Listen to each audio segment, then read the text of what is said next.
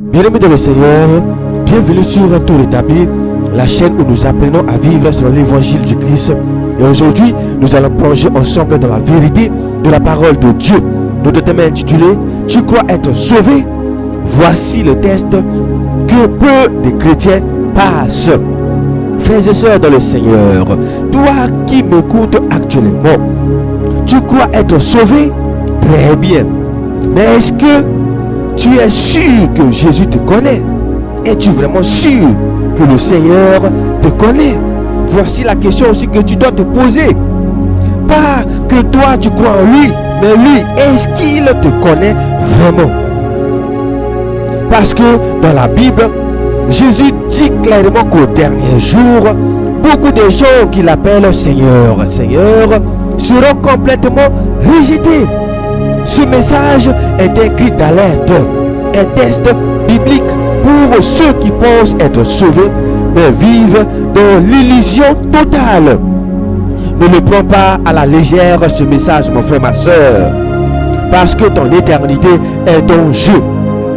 Le faux sentiment de sécurité. Aujourd'hui, dans les églises, il y a une armée de gens sincères, mais complètement perdus.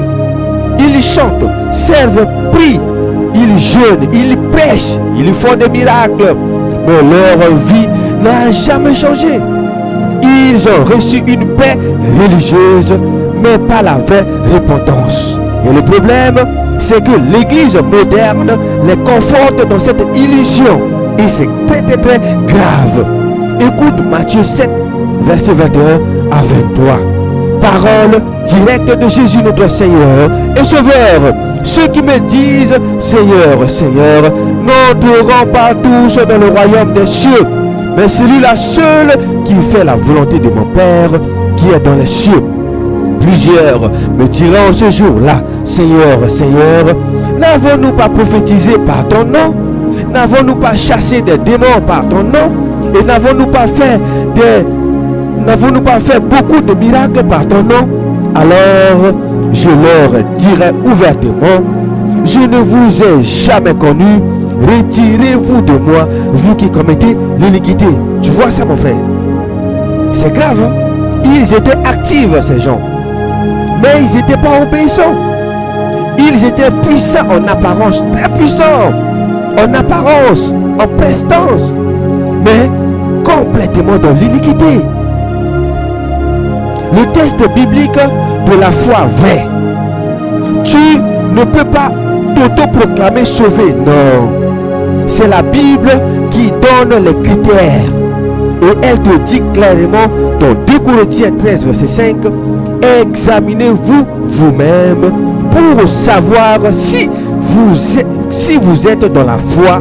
Éprouvez-vous vous-même. Ne reconnaissez-vous pas que Jésus-Christ est en vous, à moins peut-être que vous ne soyez réprouvé. Ce n'est pas ton émotion qui prouve ta conversion, mon frère, ma soeur. Ce n'est pas ton passage à l'église, ce n'est pas ton assiduité à l'église, ni ta participation à la Sainte Seine. C'est clair, la vraie foi produit une nouvelle vie, une vie nouvelle. Et Jean 3, verset 7 à 10. Petits enfants, que personne ne vous séduise. Celui qui pratique la justice est juste, comme lui-même est juste. Celui qui pêche est du diable, car le diable pêche dès le commencement. Le Fils de Dieu apparut afin de détruire les œuvres du diable. Quiconque est né de Dieu ne pratique pas le péché, parce que la sémence de Dieu demeure en lui. Et il ne peut pécher parce qu'il est né de Dieu.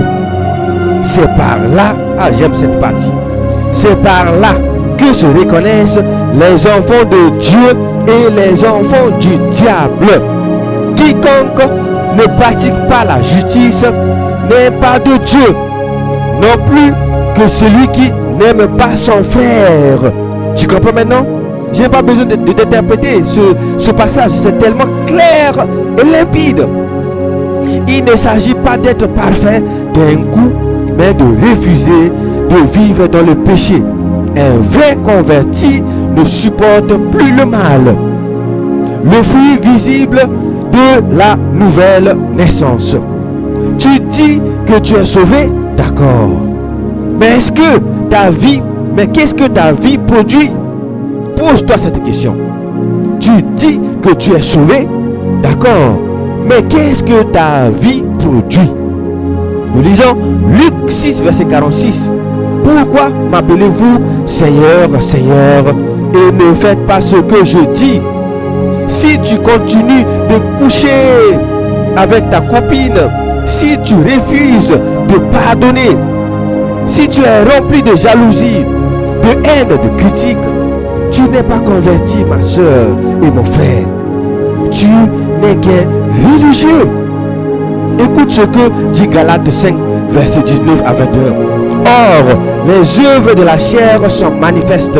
Ce sont, écoute, l'impudicité, l'impureté, la dissolution, l'idolâtrie, la magie, les inimitiés, les querelles, les jalousies, les animosités, les disputes, les divisions, les sectes, l'envie, l'ivrognerie, les excès de table et les choses semblables.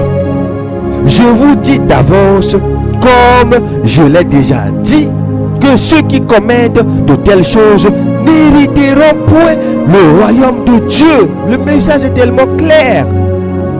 Mais il continue avec le fruit de l'esprit. Galates 5, verset 22, cette fois-ci à 24. Mais le fruit de l'esprit, c'est l'amour, la joie, la paix, la patience, la bonté, la bénignité, la fidélité, la douceur, la tempérance. La loi n'est pas contre ces choses. Ceux qui sont à Jésus-Christ ont crucifié la chair avec ses passions et ses désirs.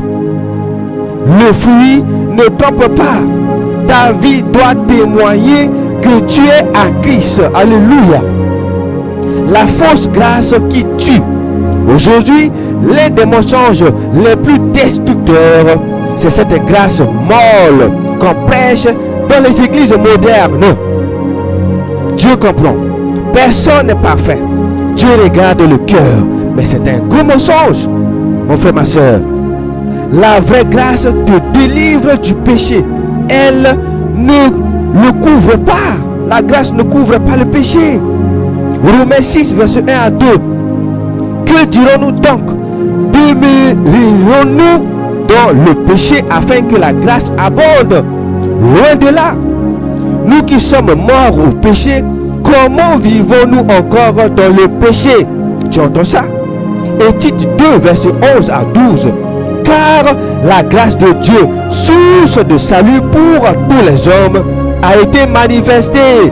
Elle nous enseigne à renoncer à l'impiété et aux convoitises mondaines et à vivre dans le siècle présent selon la sagesse, la justice et la piété. C'est clair.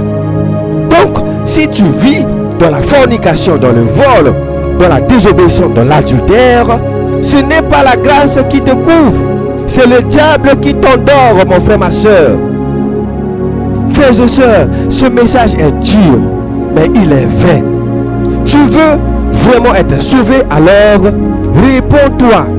réponds-toi sincèrement, change de direction, abandonne ton péché, crie à Dieu, demande-lui une vraie nouvelle naissance et commence une vie de sanctification, de renoncement et aussi de fruits. Ne te repose pas sur ton émotion ou sur ta religion. Repose-toi sur la parole du Seigneur, sur le vrai évangile du Christ. Car Jésus revient et il ne viendra pas chercher des chrétiens religieux, mais des disciples obéissants, purs et fidèles. Alors, abonne-toi si tu veux entendre ce que les pasteurs modernes refusent de prêcher. Commente. Est-ce que tu passes ce test de la vraie foi. Essaie de le passer, mon frère, ma soeur. Partage cette vérité à une personne qui croit être sauvée, mais vit encore dans le péché.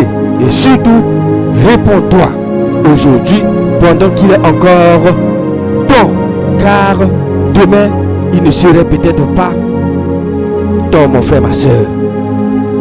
C'était votre frère Rodrigue Simatominine. Demeurez toujours bénis dans la paix de notre Seigneur et Sauveur Jésus-Christ.